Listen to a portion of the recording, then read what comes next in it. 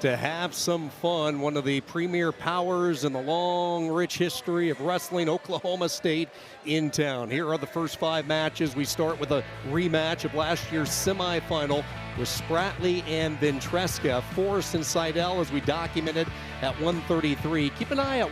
Troy Spratley, 2-0 lifetime against Eddie. Here's Spratley, 11-2. The NCAA finalists losing to NC State's Vince Robinson of Roxbury, New Jersey. Via bonus points, both of his losses this year coming at national duels. Losing to NC State's Robinson by a point, and then Iowa's Dean Peterson by a point. For those of you all that know a lot about college wrestling, you looked up and down these lineups, you know that this match is very important for Virginia Tech. All-time meeting between these two programs. Great to have you with us Sunday afternoon wrestling from Castle. Eddie Ventresca, 2-time All-American, coming off an All-American showing a season ago, placing 5th at this weight. And the question for Ventresca and Virginia Tech, can he figure out the puzzle that is Troy Spratley? 2 matches, 2 losses to the redshirt junior. And Spratley majored him the first time, but Eddie in overtime. So let's see if he's figured out. We're going to find out if fast Eddie's going to show how fast he is. Keep those hands clean, please. Keep them up. One thing that you saw about Spratley, he's a hard leg lead, and he will continue to press forward. And with Eddie Ventresca, you have to make sure you always stay in your stance because he is fast. If there's ever a moment that you are not disciplined, he's going to get in on your legs. Collar tie and a snap there, attempted snap by Ventresca. Spratley's been as consistent as they come the last 3 years for Oklahoma State. He has been the spark atop their lineup sheet each and every night. 3rd year as the starter, has not missed a duel in his time in Stillwater. Just one of those guys, brings the energy every single day. How he trains, just a great leader for a young team that David Taylor has built. Spratley is stalking. He's keeping his butt inside right where the Virginia Tech is, left leg, and he's moving forward. Not rushing, but moving forward. Sprawl back here by Ventresca, and our official Kevin Linich will stop the action. A little more than a minute to go in this opening period. Sean, they were lined out outside. They were waiting to get in for this match. 2 o'clock Eastern start, and they were out there when we showed up around 12 o'clock today, and it's a cold rain that's falling outside. That's a reflection of what Tony Roby has built, the passion and the enthusiasm in this part of the country for this sport. Hey, you can grab and let's give credit to both these coaching staffs. Right in the midst of their dual meet season, they're picking up a very tough out-of-conference match. This is the stuff we need in wrestling. Great precursors for what's to come next month in the conference championships leading to Cleveland and the NCAAs. Eddie went for a little tap of the head, shooting to the left leg lead of Spratley. He didn't get close. Look at Spratley. He's really stalking extremely well. You see him? Keeping the head, pushing forward. Tony Roby, his 9th year as the head coach. He arrived here in Blacksburg as an assistant in 2006, 5-time ACC Coach of the Year. He has guided a couple of national champions in his tenure, and what he has done, Rock, is he has just loaded the cabinet with young talent, not just with this past recruiting cycle, but the next year as well. He has, and they are building. Both of these teams are building, have young guys on their team, and young guys that are performing. I think these lineups are good this year. Wait until next year for both. My goodness, David Taylor and Tony Roby. Spratley gets away quickly, a 1-0 lead for the Cowboy. Opening match, 125. We started traditionally. That was Taylor impressive. is a traditional guy. He wants to go at 125, he told us yesterday. I tried to convince both these guys to start at 141, but they didn't listen to my pleas. We saw Spratley get up relatively quickly. Eddie Ventresca has been very good in his top wrestling. But one thing that we've also seen with Eddie Ventresca, he's very used to these tight matches. Look how Spratley has continued to stalk. Look, he's continued to keep Eddie Ventresca on the edge. Now he's got to kind of shoot him off to get into the official's head, saying that I am controlling the center of the mat. You see how he's circling right back in, controlling the center of the mat. Work through that, guys. Work through that time. Stop. Get a stoppage. We will get a restart in the center. 48 seconds to go. The escape by Spratley has been it. Boy, Spratley won a couple of state championships in 2 different states. Pennsylvania as a freshman, then won a title in Oklahoma. 3rd year in Stillwater. They call him Spark Plug just for what he does each and every night, dual competition. Team really feeds off his energy. Eddie's got the full man beard, and Spratley's got a nice 1970s mustache. Yeah, we asked Eddie when the razor might come out. He said not for a while. He's pretty happy with it. Both he and assistant coach Tonelli. Again, Spratley continues to bring the fight to Ventresca. Ventresca just holding ground, and he will have an opportunity underneath. An icon in the sport, David Taylor, 2021 Olympic gold medalist, 3-time world champion, year 2 in Stillwater. Got no warnings, no cautions. Never easy to follow a legend like Taylor is doing with the retired John Smith, but if there was a name in the sport that could do it and continue to build, it's that guy in the Oklahoma State corner. Good motion there by Ventresca, but it looks like Spratley has kind of slowed him down a little bit. Mat wrestling is a big difference when you have these high-level guys. Green 1, green 2. Here the count from Kevin Lineage, working his way back up the body, and that's what Spratley does. Does not stay below the waist. Now Ventresca into a stand-up, trying to turn and face, and he gets away. So we are squared away at 1. And immediately, Ventresca's back is to the out of bounds, and Spratley's continuing to move forward. He's cutting him off. Eddie's got to circle in. Will not let Ventresca get back in. Spratley again coming in on a shot near the edge.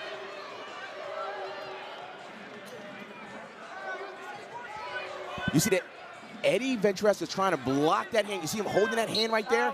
By holding that hand, that prevents Spratley from locking hands. Now here's escape. It's just motion. Stay in, get your heels in, cut in, get your 1. We are tied up. 1 minute to decide this one. If nothing changes, we'll go into the 2-minute sudden victory.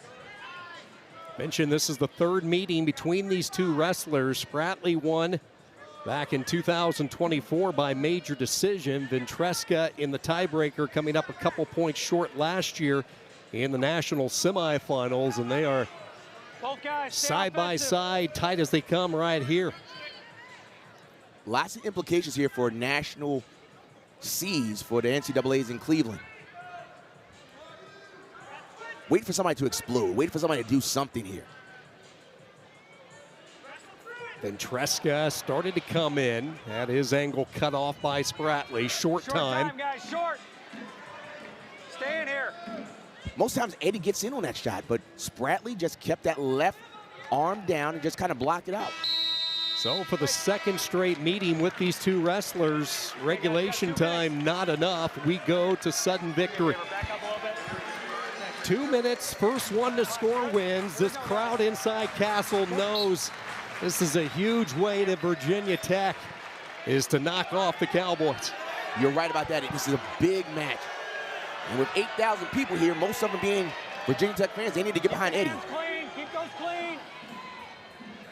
Hand fight right now, Ventresca. Wrist grip. Spratley clears it away. Now both wrestlers shot simultaneously. Spratley gets underneath. Key scramble here. Right at the same time, they both got in there. There was a little roll action, and Eddie Ventresca got the underhook. Cannot maneuver it any further, and we go back to the feet. It looks here that they were both about to shoot, but it was Spratley had a lower level. The lower guy usually gets in. Good defense there by Eddie Ventresca. I had both guys shooting. Boy, you wait, and then bang, they both shoot at the same time. When you have high-level wrestlers like this, you only get just a small moment to score. 1 minute left in sudden victory. Sudden victory, first point scored. Anyway, it could be a takedown, it could be an illegal hold. Any score. Inside a minute, Ventresca again shielded away just as he started to come in. Spratley puts up that armor, has the head underneath the chest. And we'll get a whistle with 41 seconds. Yeah, go ahead, fix it. Eddie Ventresca told us he's the first in the family to wrestle. He actually discovered the sport through a neighbor back home in Roxbury, New Jersey. He was doing some football drills and he was in a wrestling stance. The neighbor took notice, and you know the rest of the story. Two-time All-American, veteran for Coach Roby and the Hokies. Look for a reshot here. Reshot. Both guys opening up right now. I like how Spratley is continuing to lower his level and push forward. No stall calls have been made in this match. Warning, red. And just as you say that, the first one is given to Ventresca. The whole time you saw this, Spratley was cutting off the mat, and he's continuing to move. Smart wrestling. And we will go to two 30-second tiebreakers, wrestled to completion. 30s. Flip of the disc as it rolls around and it comes up red. So Ventresca's choice. Two 30-second tiebreakers. They'll alternate positions. Final instructions from David Taylor, a very calm, cool, collected Tony Roby. And Spratley had a longer riding period than Eddie did. Eddie's got to move quickly out of this. And Spratley's got to stop that first motion and break into the mat. Riding time's going to be key, and now a quick start underneath and a caution given to Ventresca. They're trying to get just the slightest advantage here. Eddie Ventresca's going to try and put his elbows in, and Spratley's going to try and do a look of a double thigh pride to get underneath. The second one. His first. That time it's on Spratley trying to get to his setup. So big smile on his face. He's going to pop up, loosen up a little bit. Each one has been given a caution. He went claw ride there. Hey, Red, you're good. Go ahead, Green. Elbows in. He's staying tight on the hips. He's going to hold that leg. He can hold that. Ventresca gets away. 6 seconds for Spratley, and then Spratley comes right back into the shot. Right back in. We're still wrestling through here. There's nothing yet. They're in a neutral position. Still neutral. Nothing. Looks like he's going to short time here. Continue to move forward. Good wrestling there. He's got to pop his head. Spratley's almost there to pop his head. Is he going to get it? It's close. It's close. No.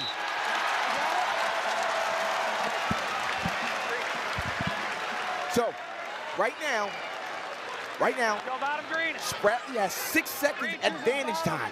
He has to get out in under 6 seconds. Most importantly, he has to get out. So the first step here, Spratley needs to escape. Better if he gets it done in less than 6 seconds. It's about to go down.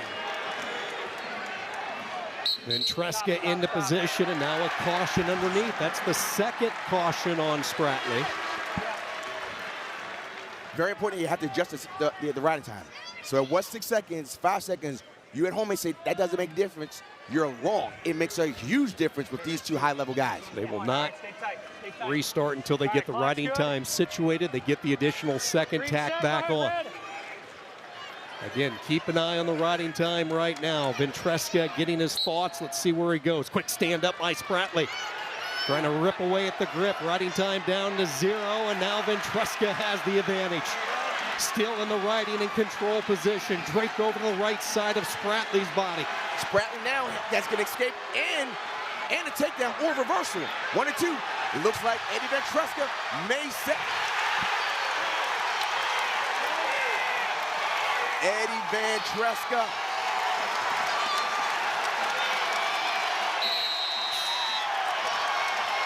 For the first time, he has figured out Troy Spratley, to the delight of thousands here inside Castle Coliseum.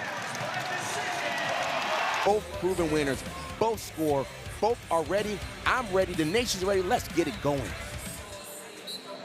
A match that everybody was hoping would come to fruition, and here it is. The reality, it starts at 133. The rise of Jax Forrest, the nation's top 26 recruit.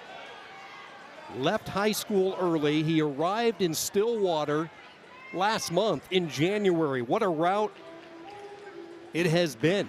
Questions coming in. Would he redshirt? Would he gray shirt? Or would he compete right away? He has competed in 4 dates. This will mark his 5th date. Wrapped up his fall semester at Bishop McCourt Catholic High School in Pennsylvania. And Rock, it's interesting. We see this in other sports. I see it a lot in football. You don't see it a lot in wrestling, but David Taylor felt he was ready, and he certainly has proven to be so. No one's going to argue that Jax Forrest is a generational type of talent. If you got him and you can get him early, put him in and let's wrestle him. He's the reigning U23 world champ at 61 kilos, represented the United States at the Senior World Championships at the age of 18. What you're seeing from Seidel, he's keeping his left arm back to prevent the slide by Jax Forrest. When they go to tie up, he's not using his left hand to touch. He's keeping that left arm back.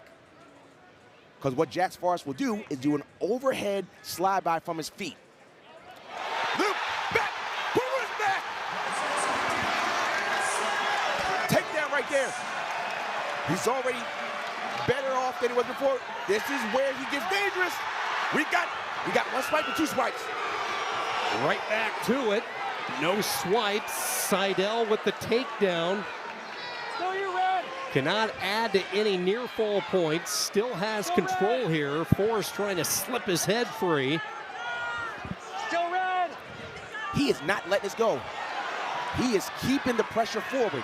And Forrest finally able to get away, but some early fireworks for Seidel, and he grabs the 3-1 lead. What happened, Jax Forrest kind of shot with his arms out, and immediately Seidel had an underhook and popped it. Little pancake action, no back points though.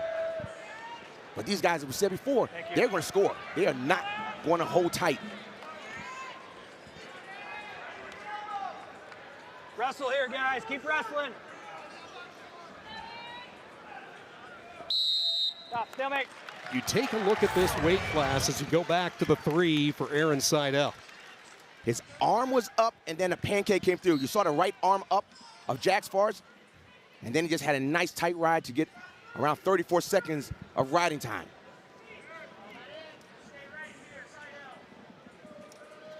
Loaded weight at 133 pounds. 5 of the top 10 in the country are freshmen. Here is Seidel right back in on the leg. And you see how he's crowding him? He's not giving Jax Forrest space. He was crowding him the whole time, moving up. Look how he's moving up. Fantastic wrestling here. One of the great things that he did right there, when he had that single, he did not step back. He had that. Let's look at this again. You see, watch him crowd. He doesn't step back, he crowds forward. By crowding forward, it does not give Jax the opportunity to roll. When you get a single and you kind of step back, that gives your opponent an opportunity to roll. Green, It has been bonus point Go ahead, Red. after bonus point for these 2 wrestlers. They have just dominated their opponents. And again, these are 2 guys that at the start of the year we weren't sure we were going to see in action. Seidel had his red shirt pulled right before the Stanford duel. Neutral. As Forrest gets away, they go back to neutral position, 6-2. That's a big win by Forrest. Everybody knows that Aaron Seidel is very tough on top to get out and keep it under a minute of riding time. 2 first period takedowns, the difference right now for the freshman from Fredericksburg, Pennsylvania, Aaron Seidel. What I appreciate this is that these high-level guys are wrestling. They're not holding position. They're not just trying to wait for a moment. They're trying to create moments. This is wrestling. Another shot there by Seidel. Seidel is shooting more and more to his opponent's right leg. Man, they're going at it. Trying to hit the slide by, now Forrest underneath, and Jax Forrest gets his first offense. Quickly looking to expose Seidel, and Forrest is going to get the swipes. A full allotment coming Jax Forrest's way, and for the first time, Forrest bounces right back. Immediately when Jax Forrest got in, he did not wait for any scrambles. He immediately went to a double, and then soon as he got that, he looked for back points. Wow, this is good.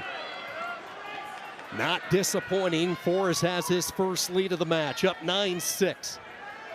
Looking to stick a leg in. So we hit 33 seconds and counting to go in this second period. Forrest very comfortable here, looks over at the clock. Seidel underneath. 3-2. Cannot clear the leg out as we hit 20 seconds.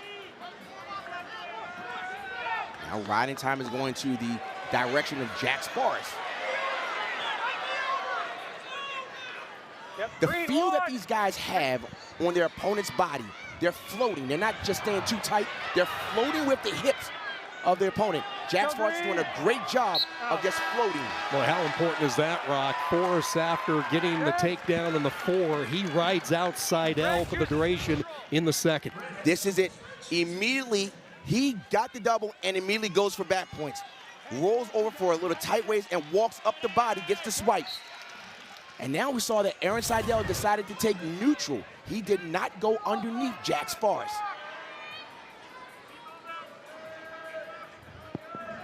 Tons of talent. You have the veteran Bird and Evan Frost, but the other 3 on that list, all freshmen. These 2 right in the mix as well in the conversation. It's going to be a wide open field in Cleveland. He's going right back to that right leg to shoot in. Seidel is. What'd you say? And Seidel is not giving Jax that left arm. He's going to keep that back. He doesn't want him to reach over.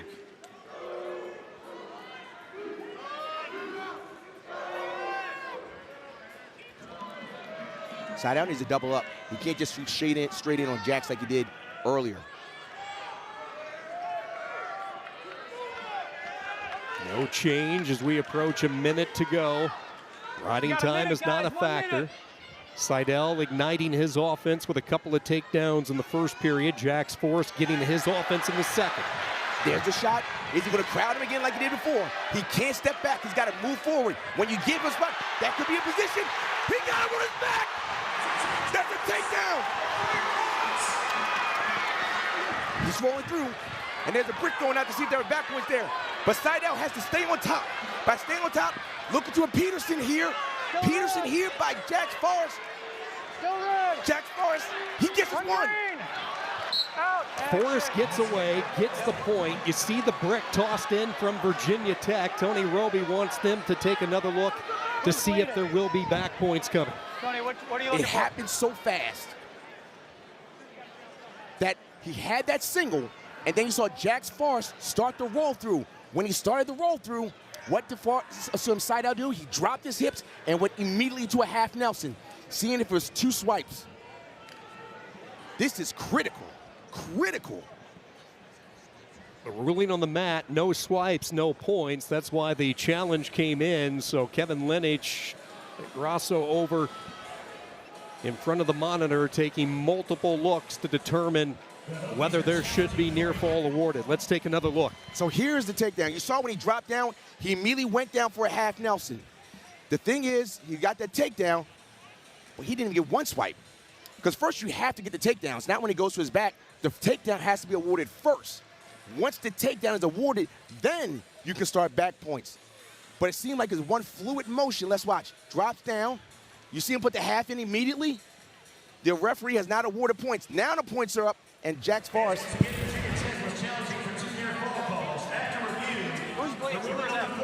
Okay. The official came in and said they were looking near fall there. So what they saw was that the 3 points were up first.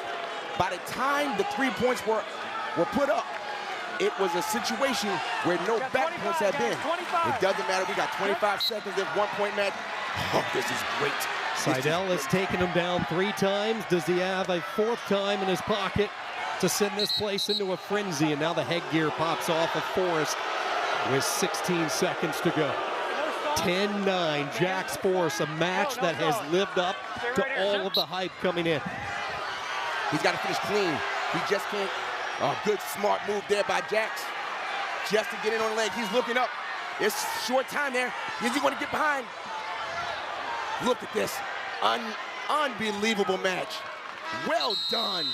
2 super freshmen going toe-to-toe, and it is Jax Forrest of Oklahoma State A 10-9 win, the escape late. And what a battle with these two, and we're just getting started with the Forest-Seidel rivalry here at the college landscape. That is what we wanted. Well done, gentlemen. That is a fantastic match. That's what we need to see. They will show him certain things, and he says he makes it look easy when it really isn't. But boy, he's made it look easy so far. His first run through, 13-0 as he gets ready to take on Tom Crook. 22nd in the country, 15-8 for Crook, the junior from Tampa, Florida, and he is trying to bounce back from a tough loss Friday night to the hands of North Carolina. He's got to shake it off real quick. When we looked at that match against North Carolina, it was a cradle that caught Crook. He has to learn to fight a cradle because Vega throws cradles from everywhere. 141 pounds, tied at 3 through the first couple of weights. Crook of Virginia Tech, redshirt junior, Tampa Jesuit. Two-time NCAA qualifier coming off a redshirt year a season ago. Qualified at this weight in 2024, won a couple of matches at Nationals, was a true freshman starter for Roby in 23, and qualified for the NCAAs as well at 141. You don't want to attack Vega below his knees, because when you attack below the knees, that's when he can sit the corners and start to put those cradles in. You want to be above the knees, between his hips and his knees, and you want to finish quickly. You don't want to start rolling with Vega. He doubled up on that. Same shot. And you see that he's not giving any break to Crook. Soon as there was a break off that shot, he put his hands right back on him. For a long time, it looked like Vega was going to be representing Cornell, but he flipped his commitment to Oklahoma State, now part of the well-documented, powerful 2025 recruiting class. Talked about how he loves the big stages. He wasn't sure. He thought maybe there'd be some nerves when he first stepped inside the hallowed halls of Gallagher-Iba Arena, but says he just enjoys competing and putting on a show, not just for the Cowboy fans, but for the fans across the country. It's a fun style to watch. Grew up in the desert, Tucson, Arizona, Sunnyside High School. Won 4 state championships, 140-2 throughout his high school years. Got a minute, guys. Vega still continue to move forward and attack. He keeps attacking like this, he's going to earn a stall call. Not giving, he's going to earn one.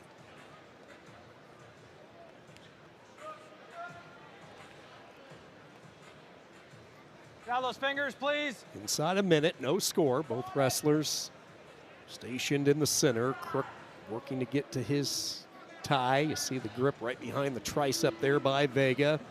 Pressure coming forward, working on the 2-on-1. Red, you got a warning, Red. Stall call on Crook. Tried to slip the go behind. Vega too quick for that, though. Pops right back up to his feet. That's what we were just talking about, that if he continues to attack like that, he's going to earn. He earned that stall call.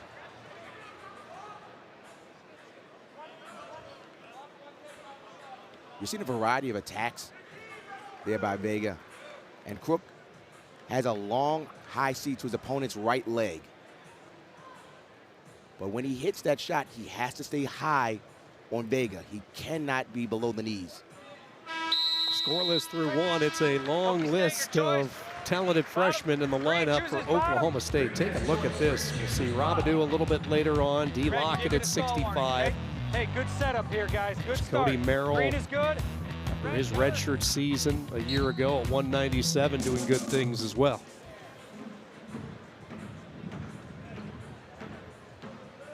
Vega starts underneath. If you're at home saying, what's going on? He's looking to get hand control, not just hand control. He wants to control the fingers. You can always grab 4 fingers and then work your way up. Grabbing wrist allows the fingers to move. So when you're underneath, grab the 4 fingers and then work your way up.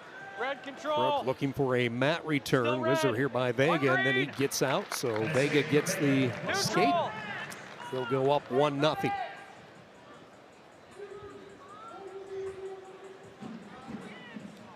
Sean, you mentioned before, he's controlling the elbow and the tricep. Vega, that is. Long range shot there. Crook disappeared just outside the range of the artillery from Sergio Vega. Both guys offense, both men. He's in. Now, he's got to get above. You see, he's going to try and sit the corner. You see that left elbow down by Vega? He wants to put that elbow down, looking for the cradle. Green. Gets the 3. Not able to get to his cradle, but he will get the takedown. The first offense from the feet coming from the Oklahoma State freshman. And one thing that Crook did, he bailed out. He didn't keep fighting. Because if you keep fighting that and someone sitting in the corner, that's when the cradle comes. He said, let me just give up the 3, as opposed to giving up 3+. Yeah, live to fight another day on that one. You don't want to be caught on your back with Vega. Crook working tirelessly, trying to get out. Good right here by Vega. Continues to lasso on. Both wrestlers near the edge. And Vega's going to keep an eye on that clock. Finally, the continuation of action takes both wrestlers out. We'll get one more whistle in the center. 11 seconds to go in this second period. Got 11 seconds, guys, 11 seconds. All right, red is good. Green, cover. It's interesting when Vega got on, he kind of bumped him out of position. Good job by Tom Crook to stay up. But relentless work there by Vega to stay on the hips. Yeah, even a better job by Vega. Don't forget, here's Wednesday night's ACC Network men's basketball doubleheader. Number 20 Clemson squares off against Wake Forest at 7 Eastern. Then 15th ranked Virginia takes on Georgia Tech. Coverage of both games will be available on ACC Network and the ESPN app.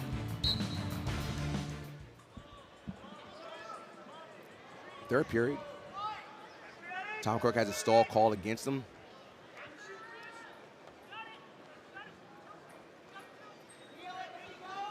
And he's doing a good job. You've seen his head on the mat. Doesn't look good, but he's trying to see where to grab the hands. He's got to watch that. Now the leg is in. Tom Crook, he transitioned right to a tilt.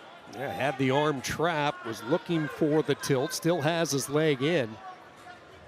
Let's see if Crook learned his lesson, because when his opponent from UNC had the leg in, he went to a tripod and got caught in the cradle. You don't want to go tripod against Vega, because if you go tripod with that leg in, you're going to get put in a cradle.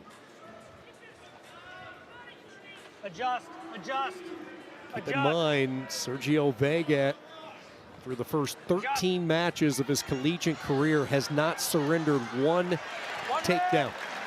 That trend has continued here. Crook is going to have to try to curb that trend if he's going to try to force himself back into it. Down 3, plus Vega has a minute 19 riding time. Where are we at time-wise? Oh, he just ducked down and ran across the body. And that might seal it there. 3 more for Vega. He did a knee dip. Still you. Now Still this one, green. he's going for the major. Right now, One red. he's going at him now. Neutral. Tom Crook has got to hold position and not give up the major. He senses blood in the water, Rock. And look at Vega. He is going right at it. Continue to. Clears the arm out. He has riding time locked. And for Oklahoma State, they pick up an additional bonus team point thanks to the strong finish, the flurry laid from Sergio Vega, the freshman, finishing the match strong. Not just winning, but understanding the ramifications of what it means for the dual meet. He had to win, but he said, I'm going to let up and continue to attack. Good job by this very mature freshman. After this kid wrestles, Vega stays perfect. He runs his record to 14-0, and another bonus point win for the second-ranked wrestler in the land. Injuries for both these teams forcing a shakeup at 149 pounds. No Casey Swiderski tonight, so they will send out true freshman Bo Hickman out of Tuttle, Oklahoma. He will take on fellow freshman Drew Gorman, who we saw here Friday night against UNC. Gorman out of Buford, Georgia, 15-6 on the season. And Colin Guy, the freshman that Virginia Tech is really high on, they're hoping to get him back next month in time for the ACCs. Talking with David Taylor yesterday during their practice. No worries with Swiderski. They are expecting him back, if not next week with Iowa, for sure, come the Big 12s.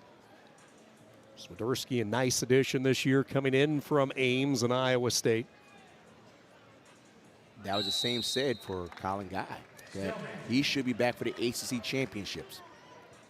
And that's unfortunate for some of the ACC opponents that he's beaten.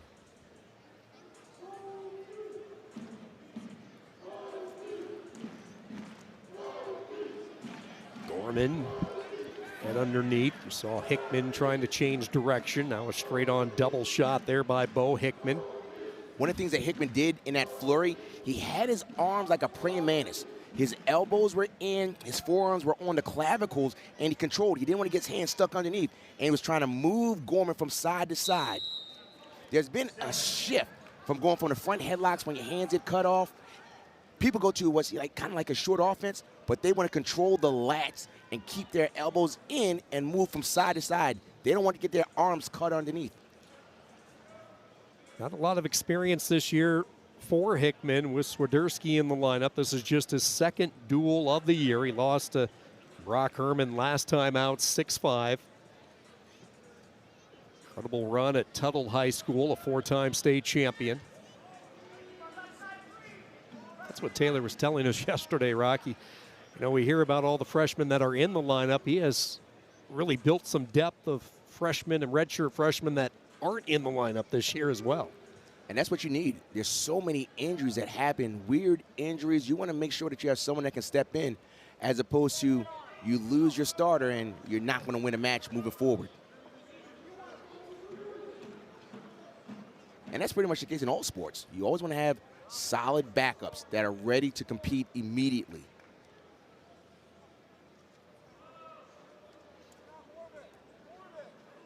Just joining us, Ventresca took down Spratley in the tiebreaker, 2-1. Then in a incredible match, living up to all the hype, Jax Forrest, a big third period, 10-9 win. He takes down Seidel, and just a few moments ago, Vega stays perfect. 11-2 major decision, and that's where we sit. 7-3 Oklahoma State through the first three weights.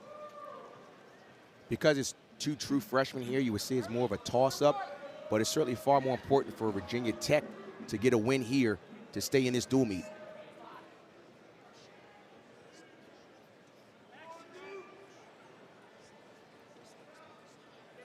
Gorman is shooting from a far distance. He's got to close the gap. He has a good double, but his doubles is usually from space. And that's the end of the first period, going to the second period. Scoreless through one. Don't forget, coming up next, number 14 Clemson squares off against Pittsburgh at Fitzgerald Fieldhouse. ACC gymnastics coverage begins at 4 Eastern, also available on the ESPN app. We said our farewell to Fitzgerald a couple of weeks ago. Friday night duels as Pitt gets ready and the wrestling program for their big move into Victory Heights next year. No pressure with the name Victory Heights. Pitt, they got to win.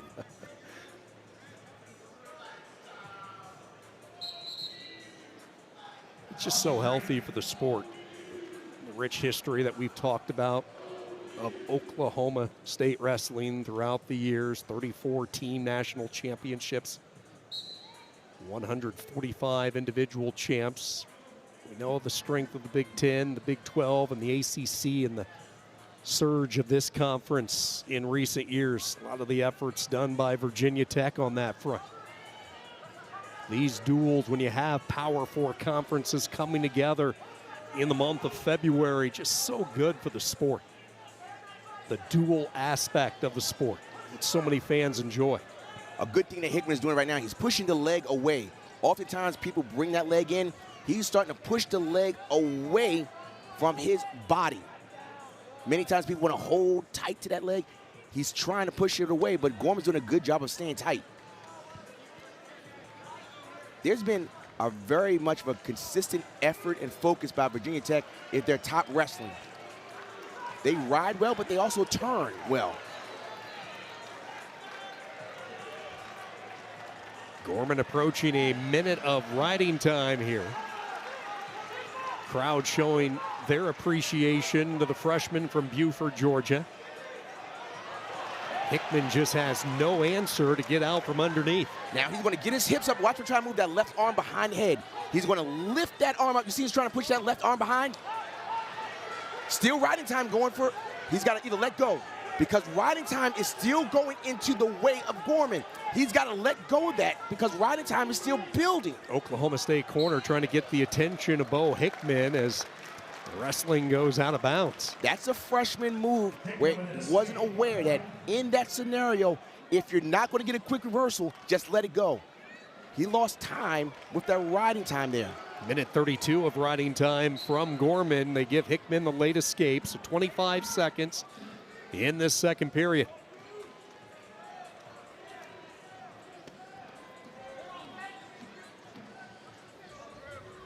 No one's had a real committed attack yet on their feet. We had a little flurry in the first, but nothing really committed. Solid ride by Gorman. He goes into the third period, his choice, trailing by 1. Not only did Oklahoma State add some wrestlers during the offseason, their coaching staff also looks a little bit different. I thought Kevin Ward was a great hire by David Taylor, bringing back former Cowboy.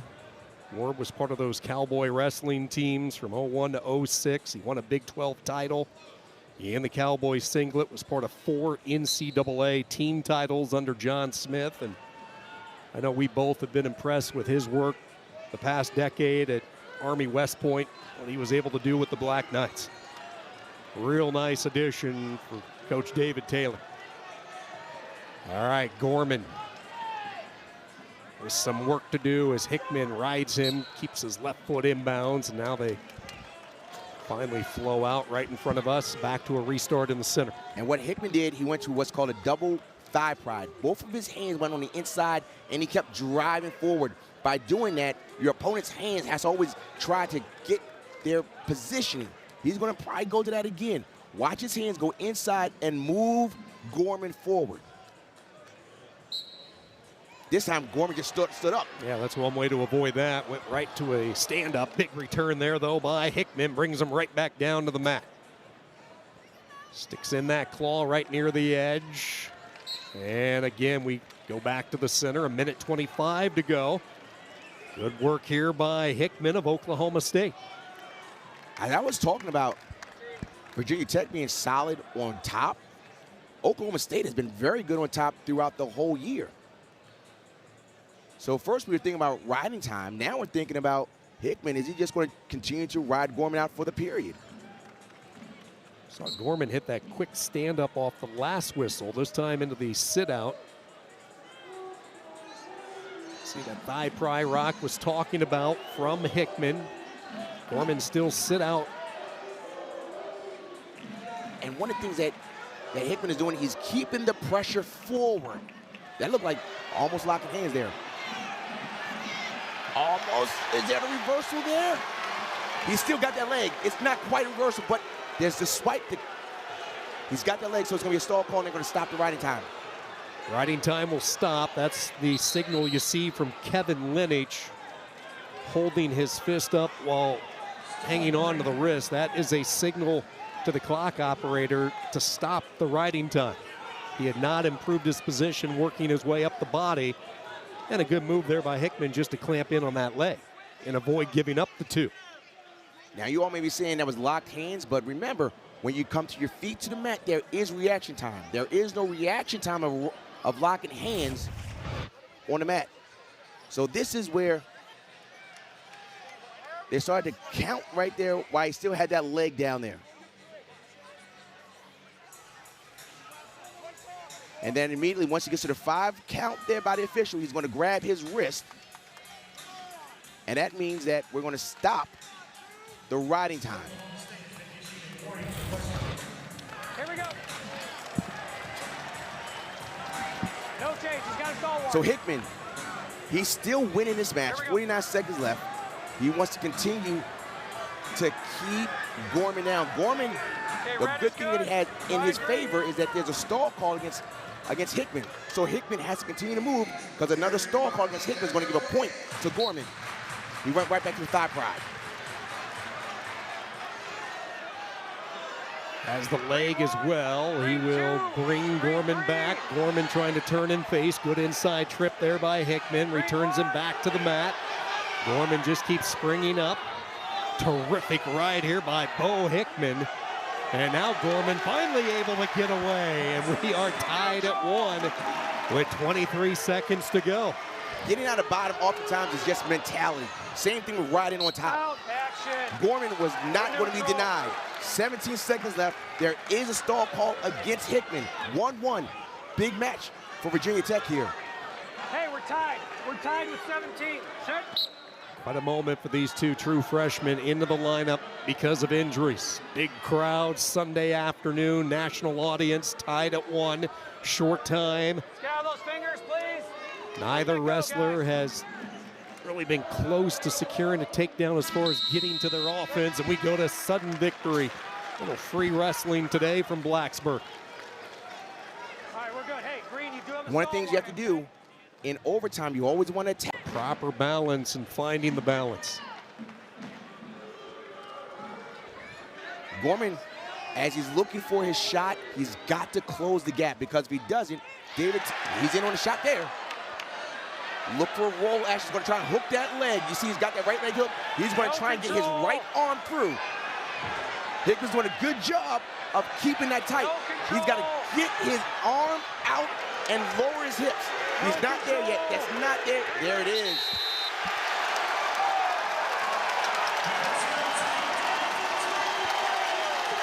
The freshman that won 4 state titles in Georgia.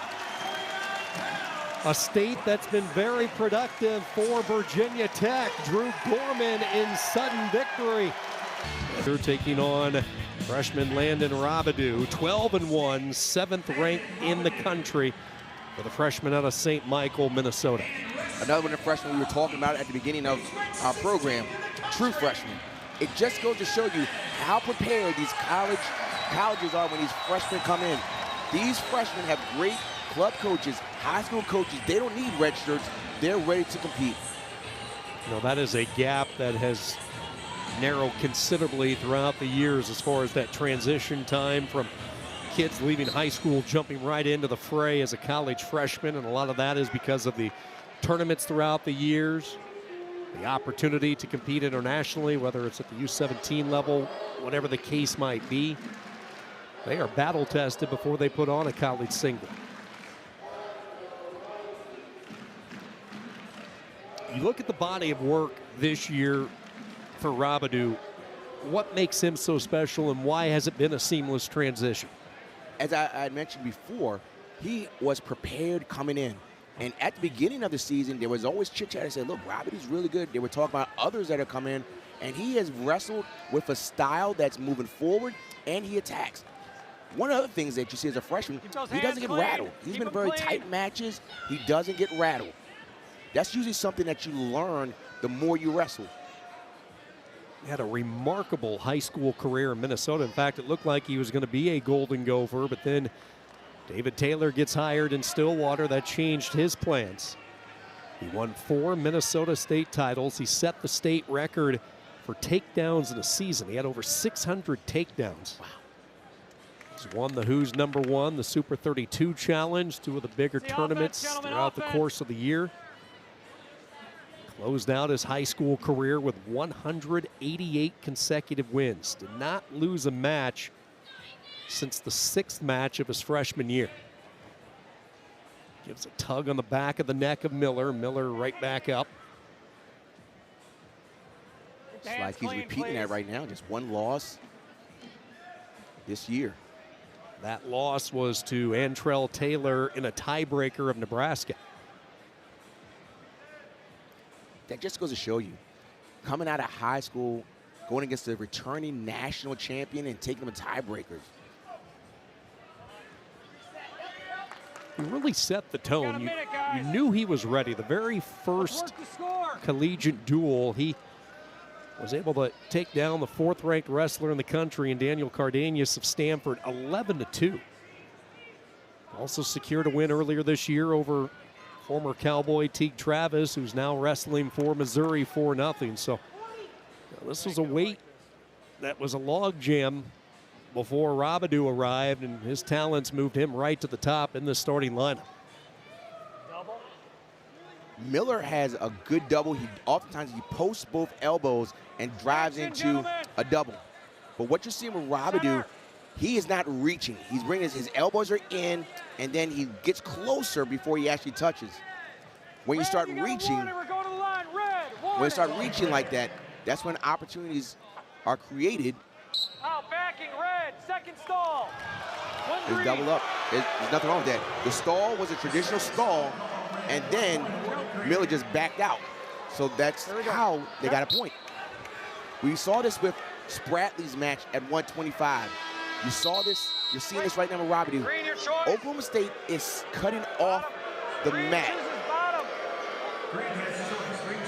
That was called properly. A traditional stall and then a back stall. Back your knees up, please. Okay, you're good right there. Red, cover. Ethan Miller getting into position as we start this second period. Robidoux working his way up to his feet. Miller trying to get that right leverage and grip. It's a real prompt mat return. Popping right back up is Robidoux. Miller cannot get him all the way down. Red, you're still in control, Red. Used his arms as leverage that time. Robidoux trying to turn and face, and the action goes out of bounds.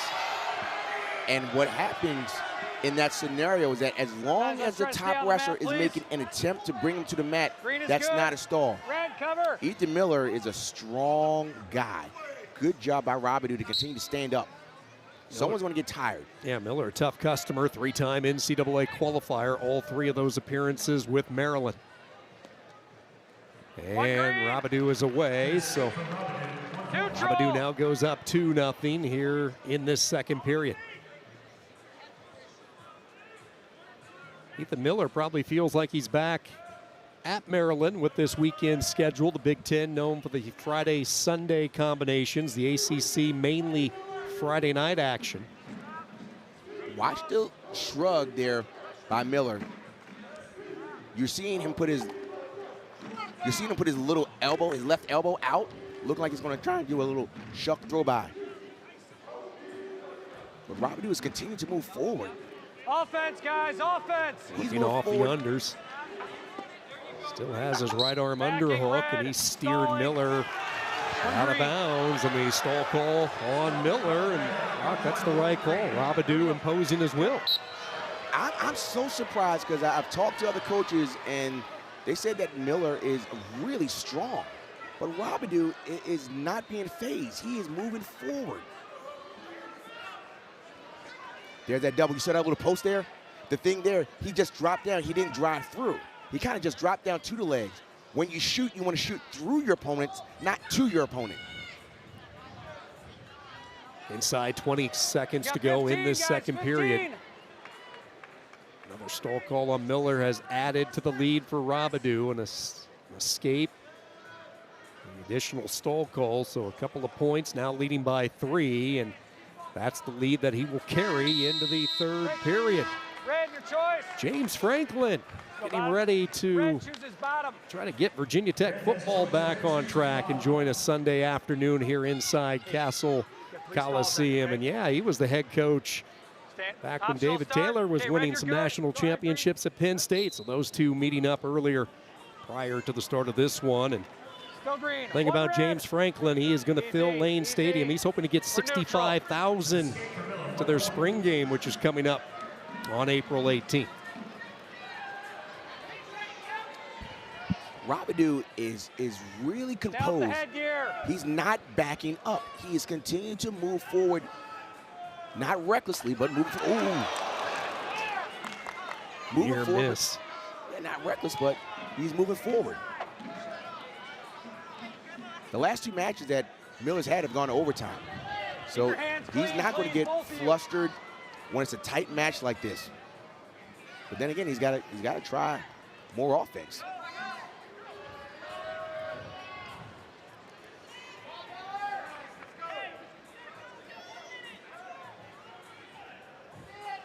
He's got to explode through. We got under a minute to go in this match. You got a minute, guys, 1 minute. Couple of head taps. Ethan Miller, first year in Blacksburg after Rafael Hippolito transferred to Oklahoma. Roby hit the portal, found Miller coming in from Maryland. They needed some experience, and Ethan Miller, for the most part, has delivered this year for Virginia Tech.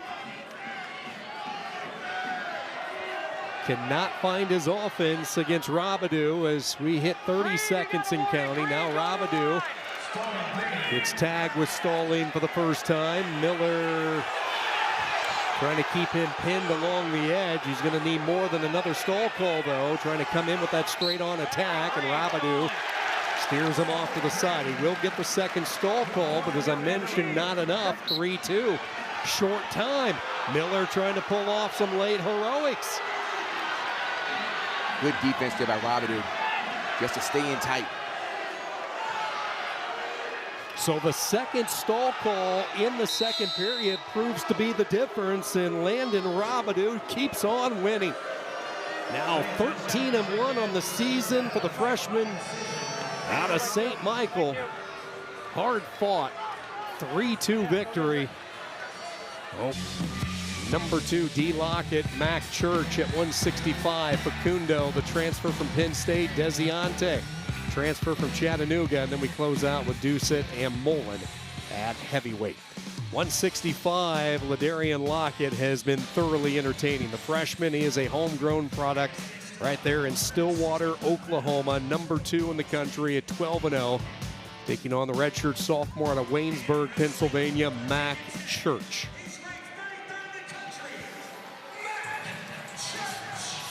Second straight year for Church wrestling at 165 after bumping up a couple of weight classes last year from his redshirt weight at 141. Ladarian Lockett, very confident young man, and he truly believed his plan coming in was to go unbeaten, win a national championship, and do it all his freshman year. And he's not wasting any time. Got in on a shot quickly. He did not arrive with the plan of redshirting or feeling things out. He knew wrestling right away was going to be the right move for him. Immediately got that single high in the armpit and moved up the body. 6 seconds, 3-0. Go ahead, Green. Talked about how Lockett grew up in Stillwater, has been a part of the regional training center for Oklahoma State. And it's no surprise he came in so confident. You just look at some of the guys that he goes up against last couple of years, wrestling the likes of Hamady and Isaac Olenek, Cam Amin, really gave him the confidence that he could do it. You know, he was taking some lumps behind the scenes in the RTC, but he has been the guy delivering the bruises in his freshman campaign, really with the whole world watching. Stop. You're kind of floating in there, okay? Just give me a short pause. So referee said he's floating in there. I don't think I've heard that one before. Pause. Floating in there. Red, you're good. These freshmen are always floating, even when they're just getting into a position. They're that smooth. Top 5 in the country. Mr. Offense, Mitchell Messenbrink, but then you have Lockett, Caliendo, Blaze. Top 4 in the country. And next week we'll have a rematch of Ladarian and Mikey Caliendo, ESPN. 7-3 win for Lockett over Caliendo, the first time those two met. Caution given to Lockett. That was a stall. Oh, excuse me, stall call, yes. They said he pushing pushed out him of bounds, right? I like that, you know. You don't see that too often, but when you start to just push people back and not trying to keep wrestling inside, that's the right call. Go ahead, Green. Saw David Taylor in the corner, Rock, and we were at their practice yesterday. You had a chance to talk with Lee Roper, who they brought in to run the RTC that we were just talking about, and you asked the question, what makes David Taylor so special? Everybody knows about his success, not just at the NCAA level, but on the international stage. But really interesting when you talk to some of his assistants, what they see from their chair. Lee Roper said he's a genius. And I said, wrestling? They say, no. He's just a genius. Meaning that if he was going to go to Wall Street, he would have figured it out. And that's one of the things that you want in wrestlers. Figure it out. There's not always going to be a linear way to a win. And what he said, David Taylor is smart. Not wrestling smart, smart all around. Genius. And he does it with everything that he touches, whether it's the wrestling on the mat. Obviously, you have to perform, you have to recruit. Check and check to both those areas, but he's also very clever as far as social media and the promotions part of the sport. Oklahoma State averaged nearly 7,600 fans for a home duel last year. That was a 30% hike of the previous record. He told me yesterday that mark is going to be destroyed this year. They're averaging close to 9,500. They're expecting over 12,000 next week when the Hawkeyes are in town. He said, I want to shake things up. I'm all about that. Check on him, Nick. We were talking about being a genius, but I mean, his nickname's the Magic Man, right? That's right.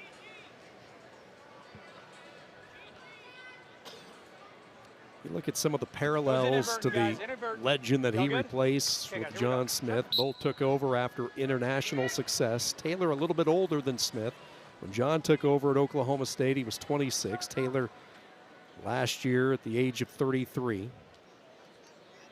Both Olympic and world gold medalists. Both, ironically as well, two-time NCAA champions, two-time Hodge winner for David Taylor. Lockett behind that real quick takedown right off the whistle to start this match, and that has been it. 3-1 the score. Mac Church is really good in a scramble situation when people get in on his legs. Short, guys, He's not short. known as one that's going to be a shooter per se. Lockett carries a 3-1 lead into the second. Here's next week's women's basketball doubleheader. 21st ranked North Carolina takes on Virginia Tech at 6 Eastern. Then the Miami Hurricanes are in Coral Gables to take on Stanford. All the action right here on the ACC Network and the ESPN app. Watch a double thigh pry here by Ladarian. That double thigh pry, when you put those hands on the inside, it allows you to, one, drive forward, but it also keeps your opponent from grabbing your wrist by going so low on the inside. Relatively safe ride.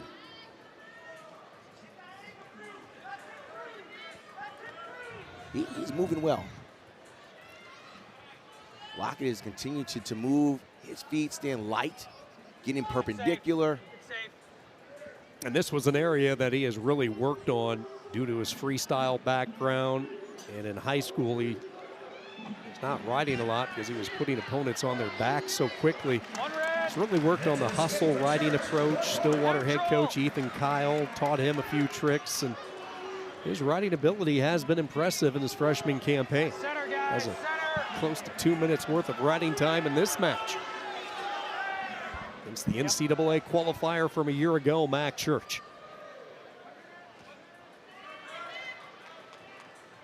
Now, Lockett needs to take a page from Spratley and Robidoux' book in turning from having his back towards the outside to the inside. And he's kind of just, he's on his knees and kind of just hopping. Like a leapfrog just coming after Mac Church. See the respect that Church has for the quickness Lockett brings. Church is kind of measured. He doesn't want to just walk in because he saw what happened early. Oh, that was just a lightning fast shot. And that's the scramble that Mac Church does often. We kind of laughed about 20 seconds ago how he was kind of just bouncing on his knees. Well, he just played us because he went from there and just darted in. He is content to hold serve here to close out the second period. Unanswered points and then finishing in the riding position. So you see how he's hopping on his knees and we're kind of like, what is he doing here, and just pushing. But then when he flips it around, when he turns around, he does the same thing and just dives through. When the roll was coming with Mac Church, he moved away, let him roll, and then attacked when he was on his back. All right, stay right there. Go ahead, Red. Church getting into position. See if he can work some magic from the top. Down 4 plus 2 minutes worth of riding time that he's trying to cut into here. Locke is taking his time to get to his feet, drop high, and there's the switch. He was trying to get some space. He does a hard switch. Red 1. So he was leaning forward, and then he goes to a hard switch. Out, out, Church out. stays latched on to the leg, and we go back to the center. Mac Church won a couple of Pennsylvania state championships, 4-year starter for Waynesburg High School. And when he first arrived in Blacksburg, they knew it would be 157, 165. That was going to be his weight, just because he just kept getting bigger and bigger. He's put on a lot of effort to maintain that size and weight, and he's done a good job at it. He does a hard switch, Lockett, but he creates space. He did a stand-up and then switched hard. So he wants to get a little space before he hits that hard switch. Stay in here. 1 green. Able to get away, so Lockett Neutral. maintains the edge in riding time, adds an additional point, now a 7-2 lead. Now Church has to come and attack. Yep. He has to create some opportunities here for himself. Center, please. Thank you.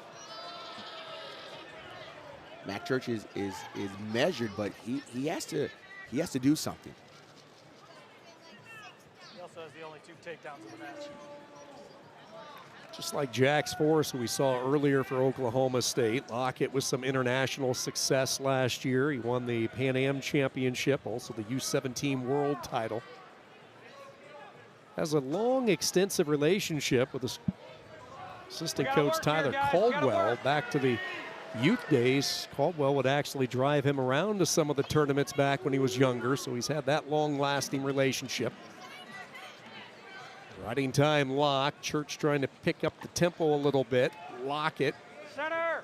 keeping the foot on the gas as well, ducking in. Short time back into the center. Short time, guys. Short. And the number 2 wrestler in all of college wrestling stays perfect, just like his classmate Vega. Both those wrestlers now 13-0 on the year. Lockett with the riding time, an 8-2 decision. And Rock, you're a guy known for a little flair. You gotta love D. Lockett's homepage on social media. He has in quotes, "The hometown kid is going to bring it home." I like that. Very controlled win. Never put himself in danger. Attacked early, kept the pressure going. Solid win by the number 2 ranked guy in the wrestle. Setting up a nice match next week against Mikey Caliendo.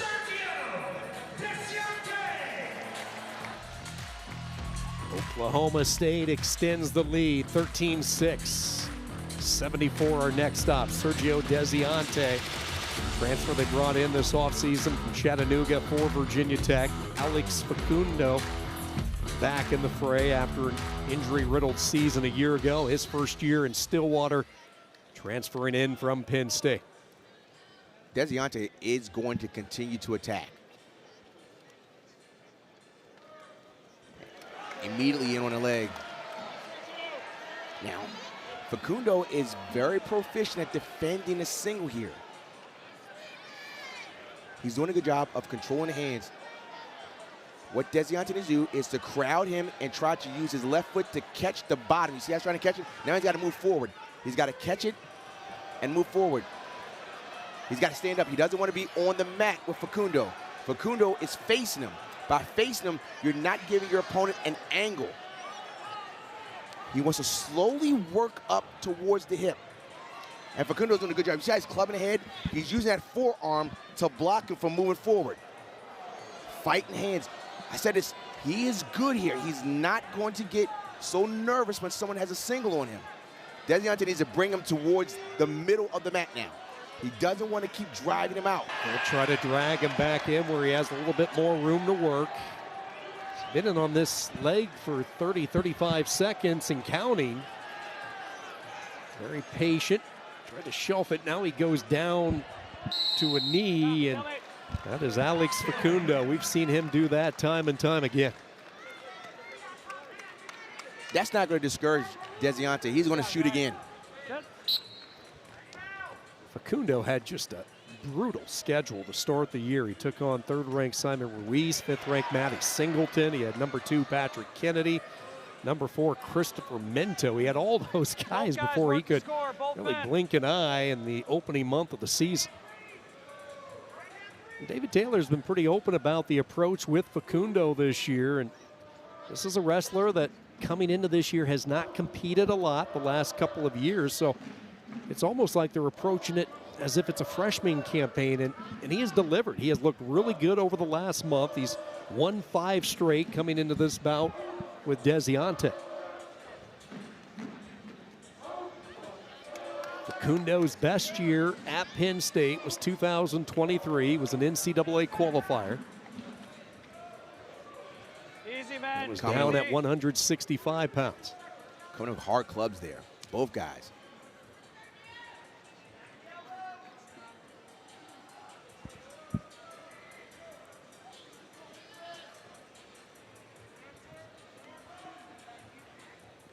Facundo is starting to slow Deziante down. And now he's doing similar to what his teammates did, was cutting off that circle.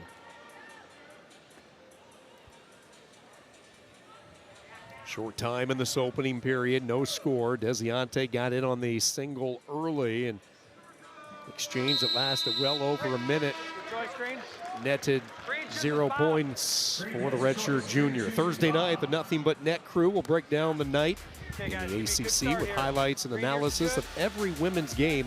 We've got you covered all season long. It's right here on the ACC Network and the ESPN app. Facundo starts underneath, trying to build into a tripod. See Deziante with the pressure on the right side of the body, and Facundo in a position to get away, and he gets the one.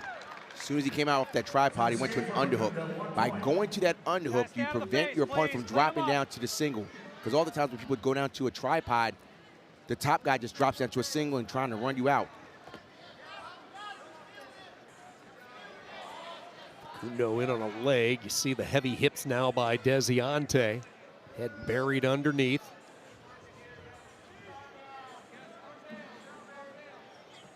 And a stalemate with 1:16 to go. Facundo, as we talked about, coming from Penn State, this is the first time he's up at 174 in his career. He wrestled 157 last year, 165 in his first 3 years.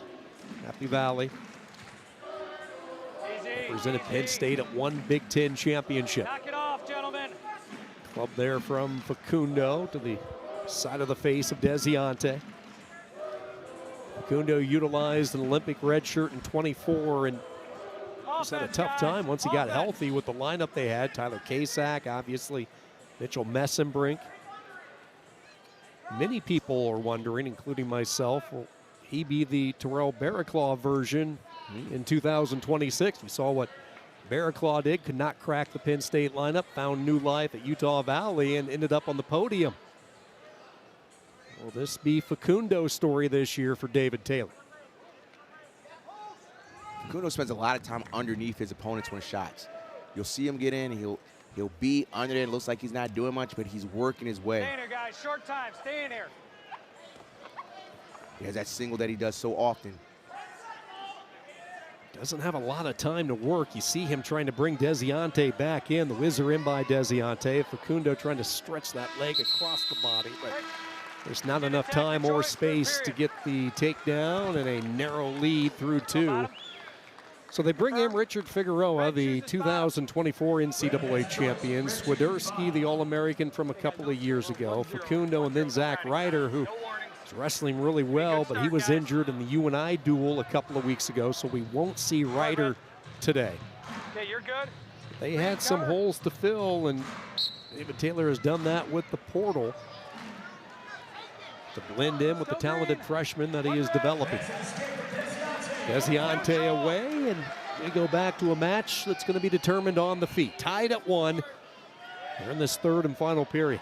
Deziante shot to Facundo's right leg, but he also has kind of a post and then a single to his opponent's left leg. So he goes over tie, and then he'll post and drop down towards his opponent's left leg. Guys, working the So in score, essence, please. he can go to both sides. And Facundo, his single is his bread and butter. Facundo taking a lot of mat as well. Desiante can't get back into the center. You see Facundo not allowing him back in there. On the stalk as we approach a minute to go. Now here comes the shot. Desiante. He's got to stay high. He can't drop down. Because when you drop down against Facundo, Facundo is going to get to position. Now Facundo, he's got a shoulder to the other side, and he's facing him. This is a better position for Facundo. Now he's on the mat, exactly where Facundo wants to be. He is much better here. Now Desiante wants to go towards those shoelaces and then try to table it. When I say table it, put the shoelaces on your outside thigh. 37, guys, 37. Stalemate, 37 seconds. We've seen a couple of overtimes in this duel. Will we have a third? Stall on Facundo as Desiante shot. That's the first on green, so Facundo will have to be aware of that. 22 seconds, here comes Desiante back in. Look at the counter by Facundo, and he gets the three. Wizardry, wizardry. Facundo went across, ankle pick, and somehow Facundo, I don't know, he just got out of that. That was crazy. We're out, easy, easy. Hey, nope, don't go there. Yep, we got blood, Red. Blood timeout, looks like Desiante bleeding, and Alex Facundo. Oklahoma State extends the lead. Your winner by decision, 4-1 for the redshirt junior out of Davidson High School.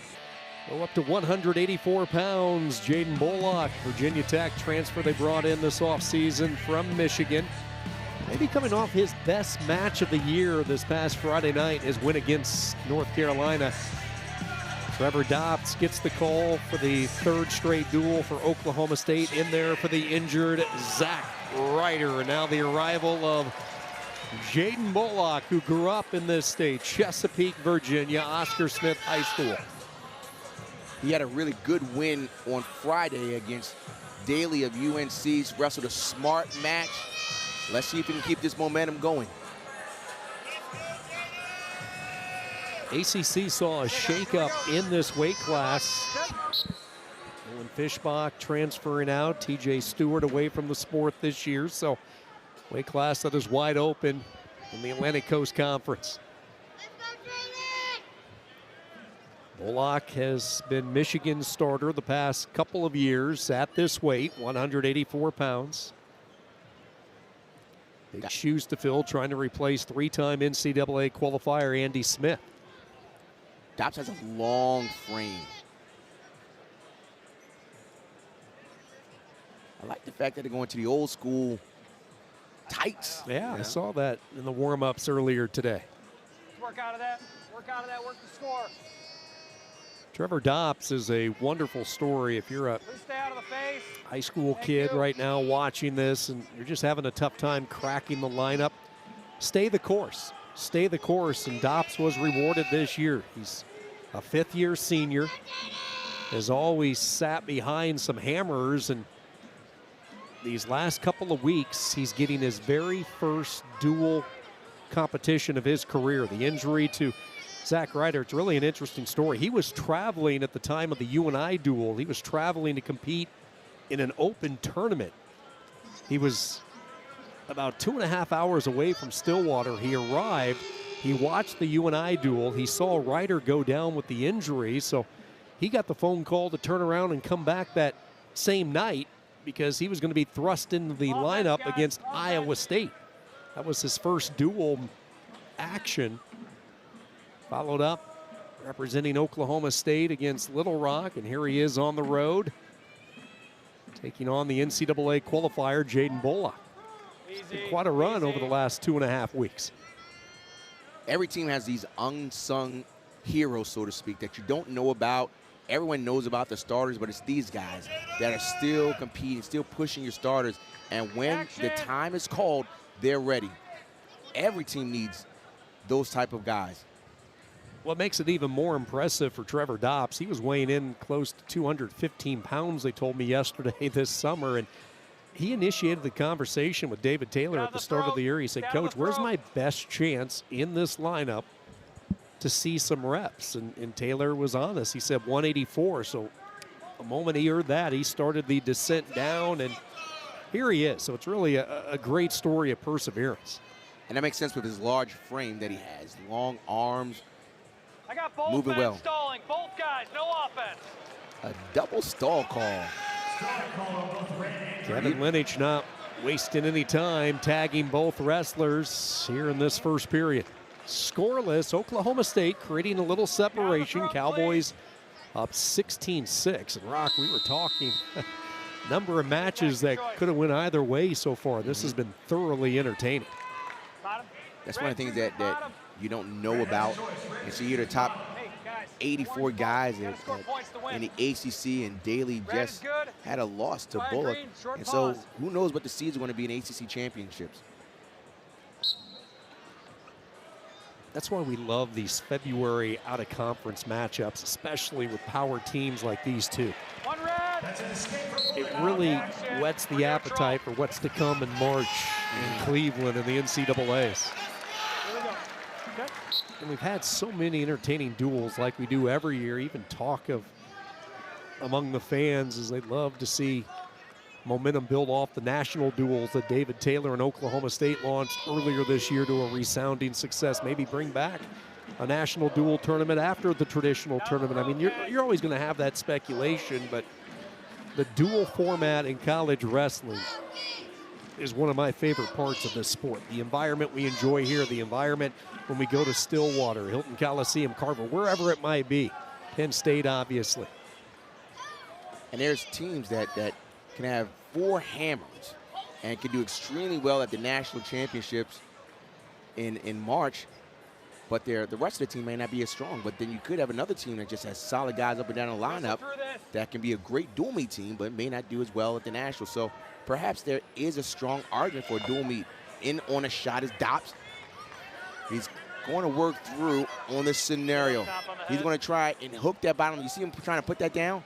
He's trying to pull that hook, that ankle down, and Bullock's doing a good job of keeping the shoelaces. Now he's going to try and put him in what's called a neutral danger, but it looks like we're going to get to a stalemate position. Position continuing to be allowed.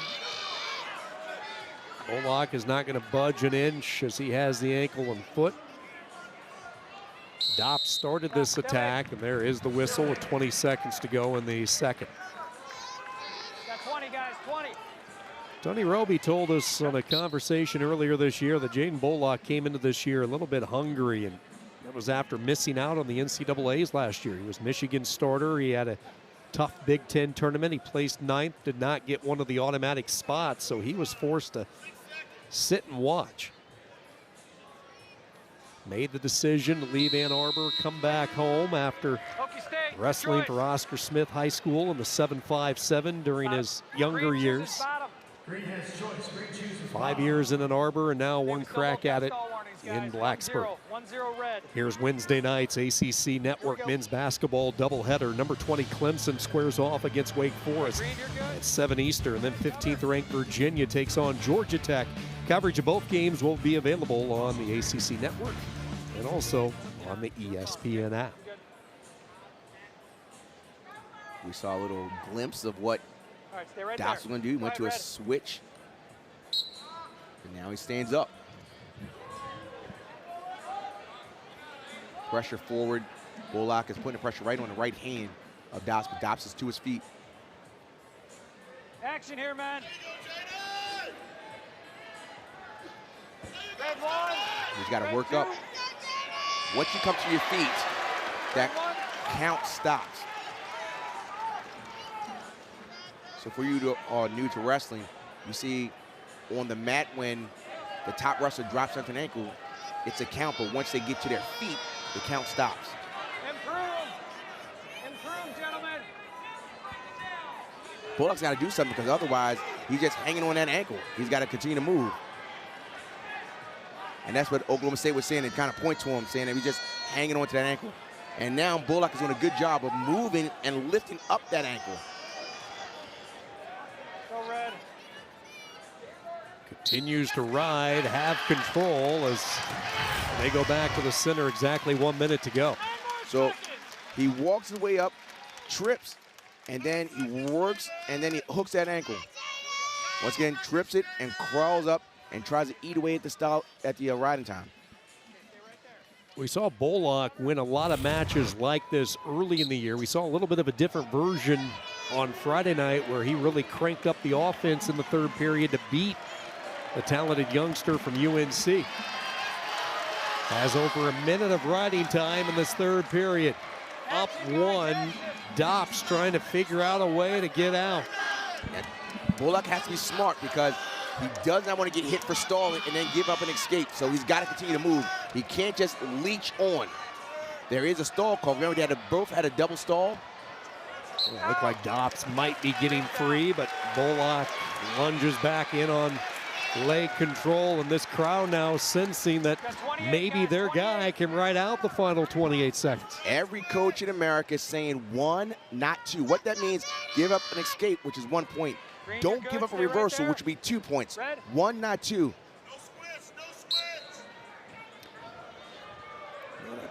Real crisp start off the whistle by Dops if he had any visions of a switch to try to get the reversal. So now Bullock has the riding time secured.